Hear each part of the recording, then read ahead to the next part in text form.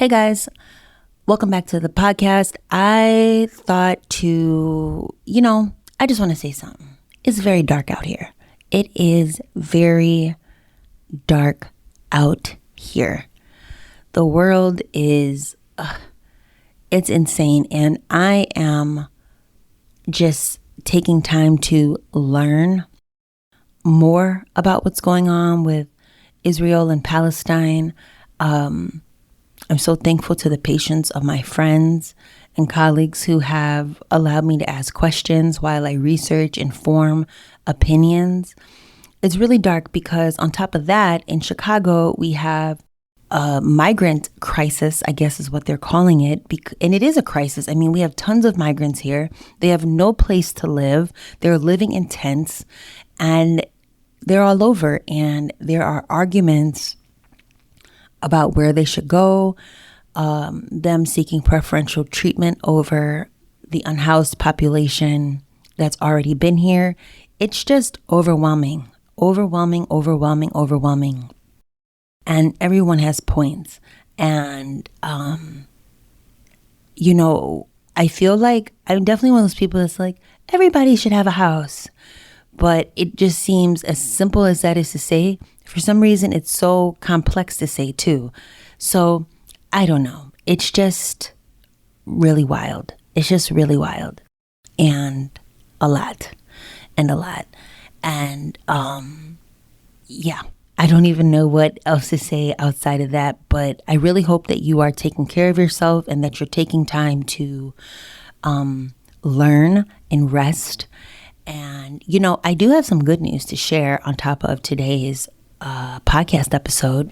I did have a unauthorized or unpromoted, I guess, unauthorized. I'm trying to use all these fancy words, but I had a field trip for Nosy AF. A group of us went to go see Sherry Rush's exhibition. Sherry Rush and Jared Betts had an exhibition at the Epiphany Center for the Arts here in Chicago. Nurit, who listens to the podcast, hey Nurit, reached out to me when I threw out an offer to go see the exhibition. Amanda, the producer, had hit me up first, I want to see the exhibition. Nurit's I want to see it. And so I put out an email to some other colleagues. I was like, hey, who all wants to go see Sherry's show? And we all went. And it was a really nice afternoon. The director of Epiphany gave us a tour of the other exhibitions that were going on in the space. And then Epiphany Center for the Arts, they have a bar and a happy hour and food. And so after that, a few of us stayed to just continue to have conversation about what we're up to in our art practices and things that we're thinking about. And it was a nice evening. So if you are in Chicago, that's definitely sort of a spot that you should check out for sure. They have shows, they have art, they have cocktails, food. I mean, what more can you ask for? The parking is sort of whack though. I'm not going to lie. You got to park in the neighborhood, which is permit parking. And then they had an event going on and valet was $25. That's what I'm saying. Inflation, it's just too much going on. $25? Ugh. Anyway, listen, let's get into today's conversation. Hello, my ever so curious friends. Welcome to another exciting episode of Nosy AF. I am Stephanie, and today we're diving deep into the artistic heart of Newfoundland and the pulsating art scene that has blossomed from its rich heritage. Our guest today is not just any ordinary guest. He's a man of many talents with a history as vibrant as the artworks as his gallery hosts. James Baird, born in St. John's in 1953, has played an instrumental role in shaping the artistic landscape of Newfoundland, from establishing a chain of convenience stores, owning a bookstore, launching a newspaper, to his insightful stints in federal politics, radio, and TV commentary. James has embraced an eclectic range of endeavors, and y'all know I am loving that he has convenience stores or had convenience stores because I want a grocery store. However, amongst these diverse paths, let me get back to James. The most captivating feather in his cap remains the James Baird Gallery, which he founded in 1989. This gallery, for over 3 decades, has not only been a treasure trove of contemporary painting, but also a window for the world to witness the sheer brilliance of artists from Newfoundland and beyond. With the Pooch Cove residency, which, by the way, you should apply for They are now accepting applications. It is a dream. I would definitely say apply if you are an artist seeking a residency. James has connected his gallery with the vibrant tapestry of national and international artists, offering them a scenic muse and refuge in Pooch Cove, a quaint town blessed with the first rays of the sun in North America, humpback whales gracing its waters, and trails that echo stories of the past. So whether you're an artist, a collector, or someone like me, incredibly nosy and forever intrigued, today's episode promises a tale of art, history, and relentless pursuit of passion. So let's dive into the life, art, and legacy of James Baird and the unparalleled charm of Pooch Cove. So, listen, everybody, welcome to the Nosy AF podcast, okay? James and I were just speaking about how in the Catholic Church, I want to make sure we're all in here, in the Catholic Church, priests... Celibacy in the Catholic Church is a fairly recent phenomenon. For many hundreds of centuries, Catholic priests could marry and have children. And it was only when the Catholic hierarchy figured out that if the priests were celibate, that all their assets would go to the church, that they saying that the priests had to be celibate. It's not something that people think that was there from Christ's day. It's not true. I mean, it's like marriage is a fairly recent social construct. If you take 2,000 years, we've been around from Catholic-wise, it's only a fairly 200, 300 years that marriage was even a thing. And we talked about dating. I mean, you were talking about Chicago and North America and everybody dated. Well, India, they didn't date. They're all arranged marriages. They didn't even see the people that they were going to marry until their wedding day. And then they're veiled, and the veil comes off and surprise, we have a winner. Wow. I feel, in the Bible they say, I don't know where, but it says, the Lord says, he that findeth a wife findeth a good thing. So how dare the Catholics? Well, let's start off. The Lord says, the Lord didn't say anything that. Some white guy or some actually Middle Eastern guy wrote this stuff hundreds of years after Christ died. And no one knows who did it. And that's been copied and rendered and changed and edited and added to, et cetera, et cetera. This is not the word of God. This is nonsense. Some guy writing this stuff. And I say guy, and I mean man, right? Which is why the women have always been oppressed, because the guys were writing it. This world is a crazy place. You all, we are here with James Baird Gallery. He runs the Pooch Cove residency, of which I've been a resident since the month of May, and getting ready to go home now. And I'm so glad that you decided to that you agreed to sit down with me. Oh, okay. All right. Good to know. Would you have said, I'm glad you did say no, I would have been so embarrassed. No, I just basically say yes to everything. And that is a question I want to ask you. You told me through this is our fourth time meeting, hanging out, that you always come from a place of yes. Can you talk about that more? Like, where'd that come from? It's a lot easier than saying no, right? And most of the time when you say yes, okay, you give the people what they want. I live in Newfoundland. Okay. And if I need help with something, I'll just go, hey, buddy, can you give me a hand? And they'll say yes. So when people say they're coming to Newfoundland, I say, come visit, come stay, come visit, come for dinner, etc. And people say that, I'm sure, in Illinois or in Texas or etc. But they don't actually mean it. Newfoundlanders want you to show up, and they'll be disappointed. They run into you 3 weeks later and say, well, how come you never came by? Whereas that'll never, in my experience, doesn't happen in the United States. So I default to yes, because it's easier. Most of the time it never happens, that they actually don't show up because something gets in the way for whatever reason. And away you go. But I'm always remember this guy said yes. Now, I do that consistently up until the time I think I'm being used. And then I will say no. And then that's the end of it. I am fairly, finite in my saying yes. Some people take advantage of it. And when ultimately dawns on me that I'm being taken advantage of, then I'll just change and say no. And then they hate me. Right? So life goes on. If I changed, right, and said no to all these things, none of this would have happened. And the bastards would win, right? So So how did the residency happen? Like, how did you even get into art? Do you make art? Thank God, no. There's enough mediocrity in the world, so I don't want to add to it. All right. No, there's a consistent theme throughout my life about changes and things like that. And the one word you can distill it down to is stupidity. I co-signed a loan for a couple of boys that wanted to do a restaurant on the edge of the ocean. It didn't work out, obviously, and I had to pay the mortgage. And so then, okay, what do I do with the building at the end of the earth? Well, artists might like the view. And so I saw a painting in a gallery in Toronto. I wrote the artist, invited her down. She showed up with her cat and her dog, Marlo and Milkweed, and her husband, and Ken. And then she wrote about me in an independent artist newsletter in the States. And all of a sudden, I got all these letters saying, people, I want to come, I want to come. And hilarious thing, I didn't even know what a residency program was at that stage of the game. And at that stage, there was only one other real residency in Canada, and that was run by the federal government in Banff. And so I was like early adapter, right? And I was the first commercial website in Newfoundland in August 93. I'm curious about things. What interests me is what I want to do next, not what I did in the past. I think I'm really happy to be here. This is my first residency outside of, I've done like some in Chicago. So I feel a mentor was telling me, oh yeah, you need to like beef up your CV. So you need to do a residency. And then look at this came about. So I'm like super happy to be here.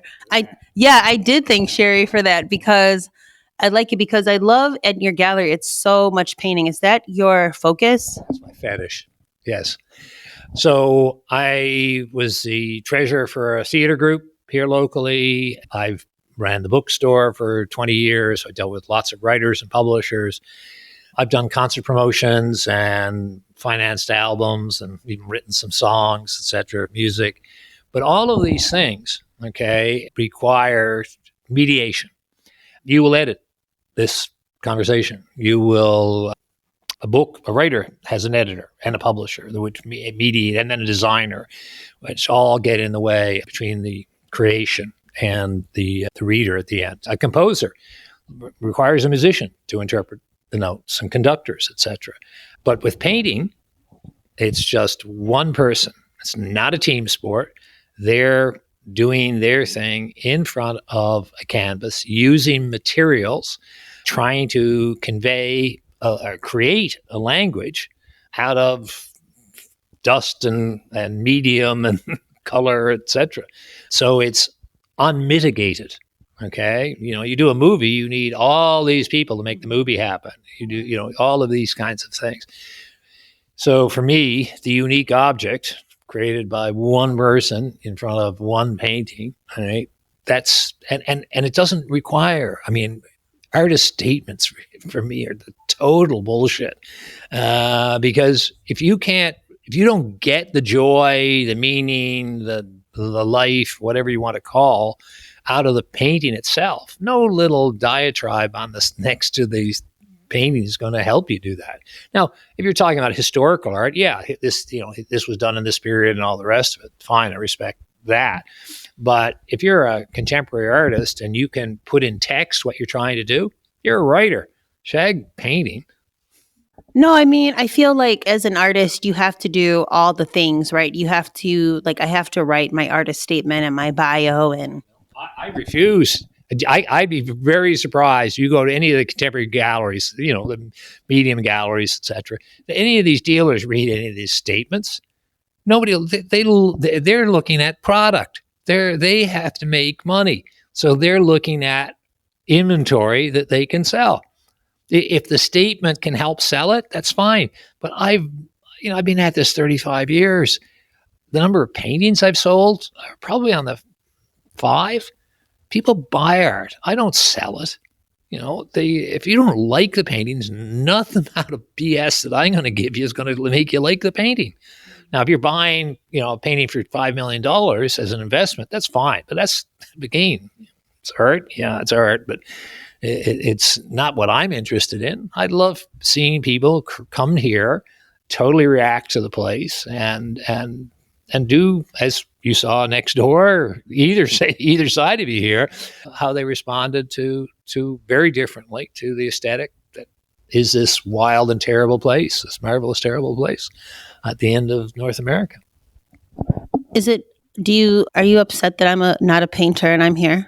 No, this was not my month. We do 80 plus residencies a year. If I'm the only curator, it can be it's a lot of bloody work, but it's only my voice or my vision, etc. So we hand off. We have particular people, artists generally, sometimes art dealers, sometimes curators, select and put together a group for a particular month. And so them picking is them, right? So I take no responsibility for it. That was up to them. She thought you were a good fit for this month, and away you go. So, and again, having other people curate also means that I see things that I probably would ignore, right? Yeah. That I just wouldn't run across. Hey, I just want to pop in here real quick to let you know that I'm an artist. I make work about social class, subcultures, race, and gender. These topics are complex, they're interesting, and they come up in my life all the time. Because I love to laugh, a lot of my work has humorous tones. I genuinely enjoy making and creating all sorts of things. My main medium is photography and film, but I also enjoy organizing art events. I would love to keep you in the loop of everything that's going on with my art exhibition, so please consider signing up for the Studiogram newsletter at missgram.com/sign up. Okay, back to the top. Well, I'm still so glad to be here.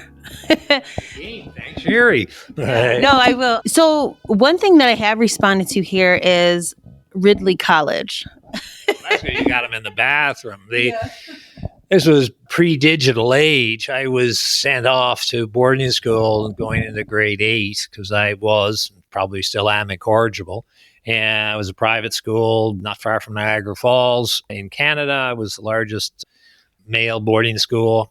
And I was there for basically all my high school years. And the institution documented through our passage through their system to provide the parents who were paying these ridiculous fees that they were getting their money's worth. All right. So with my mother's passing, in her basement was I don't know how many's up there, a dozen photographs of me in my cricket whites or the student council or whatever nonsense they were shooting for. And so what do? Throw them out? No, you don't want to throw them out. I have daughters in San Francisco and London. They have tiny homes, right? They don't want pictures of the old man in high school, right? They don't want pictures of me now either, right? But so as a consequence, I rather throw them out. I just put them in one of the bathrooms in one of the studios, and you happen to be the lucky winner this month that they're all in your bathroom, right? Yeah, I've enjoyed looking at them. What was your favorite subject in school? I always played the fool, right? I'm pretty good at it. There is a story. There was an art teacher there. Her name was Kay Boa. And she took me to the real turning point for me was we did a field trip down to the Albright Knox Museum in Buffalo, New York. And they had a exhibition on. It wasn't a solo show. It was a group show. I couldn't tell you all the names of the artists who were in it at that point in time, but I was just blown away. And that was sort of the turning point. Interestingly enough, years and years later, I was a juror for a Canadian Art Prize, the Royal Bank of Canada, and this woman was at an opening, which I didn't attend, and it was my art teacher, and two of the artists who had been to the residency happened to mention me in the conversation, and she remembered. She taught me all those years ago, so that was sort of a nice full circle kind of thing. But I love the sports, to be honest with you. I was good at the sports and I enjoyed that.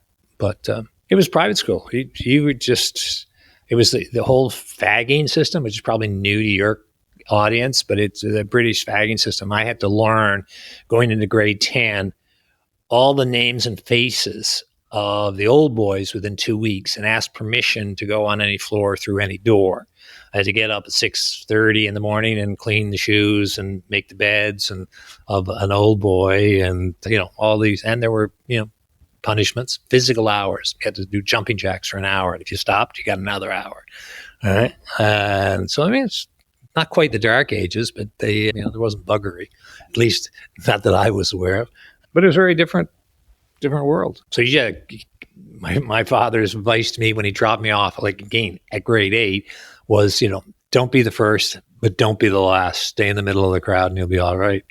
And that was his parting shot when I can still see it in the archway of lower school, and I'd never been away from home for more than 5 minutes, right? And this was like, good luck there, buddy.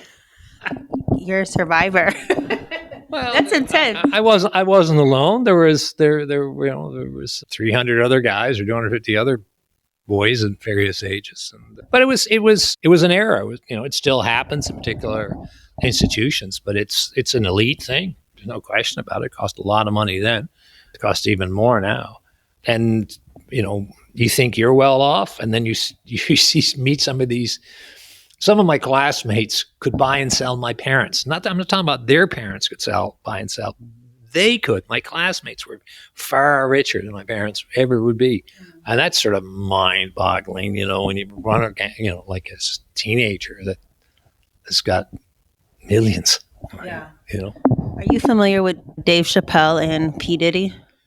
I know them names. I can't say I'm, conversant with their. Well, it just reminded me of this, like when you think what you have is great and then you see maybe more. It was funny because Dave Chappelle, is like a famous comedian. Yeah. He had took his whole staff out on a yacht, and one of his comedians was like telling the story, and then P. Diddy called and they're like, "Hey, we're out on the water," and he's like, "Come on!" And so they're like, "We thought we were on a yacht, and then we pulled up on Diddy's yacht." And he had of course, this huge boat, and they were like laughing because even though they were on a boat on a yacht, they were like Dave's yacht was like a dinghy boat. And they were all just laughing. No, and there are ridiculous amounts of wealth out there, and basically they are results historically of huge crimes. Okay, and they they're not geniuses. They're lucky. They made a right decision or good move, and they played it well or whatever. But they're not that much smarter. I mean, they right place, right time, and respect. Good for them. But the amounts of wealth that are concentrated in so many hands now, it's just like stupid. The revolution is coming. I honestly believe there's going to have to be a rectifying. There's more wealth concentrated in fewer people, and it's the press, and we're being ground down. And Noam Chomsky was right, and it's pretty scary stuff. And AI is going to be even a greater impact on what's happening over the next little while. But I'm old. I don't have to worry about this shit. If the world's going to go down in flames, it's going to be without me. I'll be dead before that reaches. Well, then listen, for the ones that are left, do you have any money tips or anything? Money tips? Yeah. I don't know. Yeah. Buy art, right? No, just there's a lot of it is not be dumb, right? How's that? Right? Don't be stupid. Yeah. You don't necessarily have to buy into what people are selling. The education system, in particular in the United States, is about keeping people in line and uninformed. Stupid. They need stupid people, because people, if they think intelligently, they think outside the box, if they think critically, they're going to go, what the fuck's happening here? Okay? I mean, there is systemic racism throughout and sexism throughout the American justice system. And yet people put up with it. When I say people, I'm talking about the great masses, if you will. They put up with it. And why do they put up with it? Right? I have no idea. I mean, every other nation in the world, industrialization, has university health care.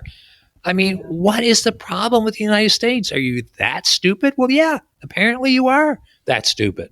I remember I was going out with this American woman and from Miami, and we were having this conversation. And I said, look, let's bring it, just keep it really simple. Okay. I'll give you choice, the American system, right? Supposed choice, where everybody has health care, right? I believe that if you're sick, if you get sick now today, they'll take you in the hospital. They will try and make you well. They won't ask you where you're from. They won't ask you what insurance you want. They'll make you well, right?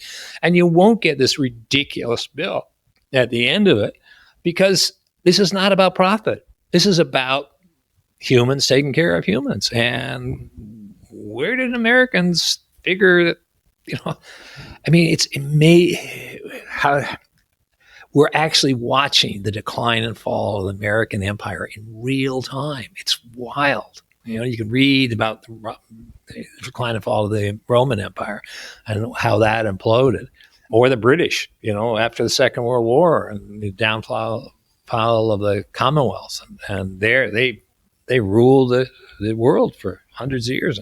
And America, their time is coming, and the Americans they're so blissfully unaware of it.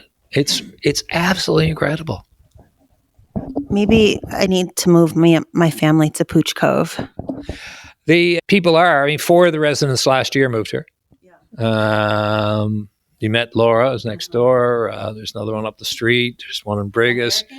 No, the bulk of them are Canadians, and they're coming for economic reasons. You can get a house here for $100,000, $200,000. Right? You can't do that in Toronto or Calgary. Can you do that in Chicago? My place I got pretty cheap, but I had to fix it up. Yeah, well, that's fair enough. But again, when I say 100, next door was 115,000. Sure.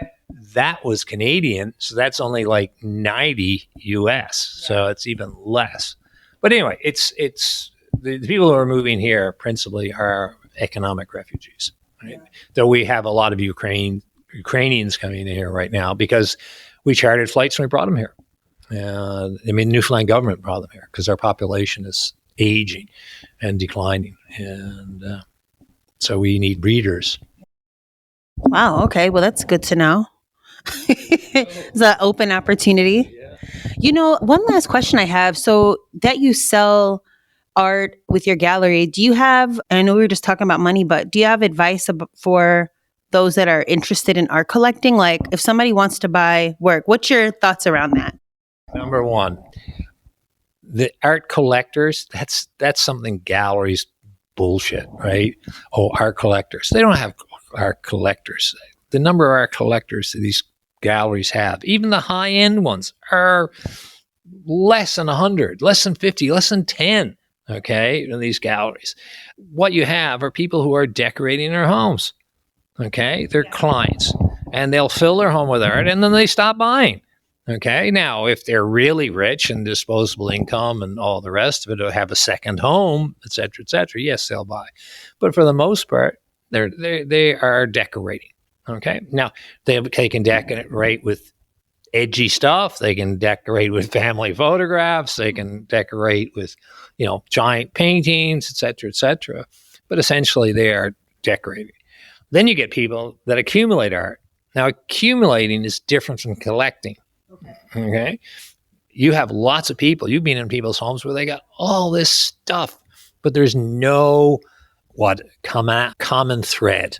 Okay. If you actually want to collect art, write what your collecting idea is in one sentence. I collect contemporary Canadian painters of color, right? Whatever. If you can do that in one sentence, and then everything you buy is based on that criteria, then you're building a collection, okay? If you just go out and say, oh, that looks pretty, right? That looks really good, and I met her down at the bar. She's hot. I'll buy that one too, right? Then that's an accumulation, okay? And yes, the commonality is that person collected them all, but that doesn't make it a collection. There's only one rule: buy what you love. And so what I do is I need to make sure that people are happy with what they buy.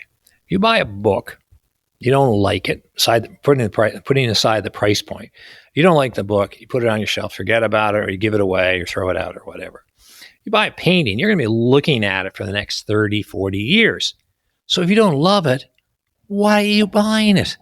It makes no sense. So I say to you, look, if you fall out of love with this painting you're getting from me, and you fall out of love with it in 5 years' time, bring it back. I will credit you for every cent you paid me for it. So you paid $6,000, I'll give you credit $6,000 against anything else that you do love. And it gives them the reassurance that they are making the right decision. And this happened, generally divorces, right? And things like that, the new girlfriend says, I can't stand that because you bought it with your ex-wife, kind of shit. So I'll take a step back. There's no problem. And I just want to make people happy. The fact is, you're putting these things on your wall. If you don't love it, seriously, what are you doing? Right? Yeah. So that's the rule. Buy what you love and you won't go wrong. And when people come down to me and say, is this a good investment? I go, no, it's not a good investment. It's like jewelry. It's like buying a new car. You drive it off the lot and boom, right? And you turn around, take it back to the dealership. It's already lost 25% of the value. No. Buy investment at that point. Now, you're trying to guess what popular opinion and tastes are going to be in art in 20 years' time. I can't do it for 6 months' time. Yeah. So we have no idea.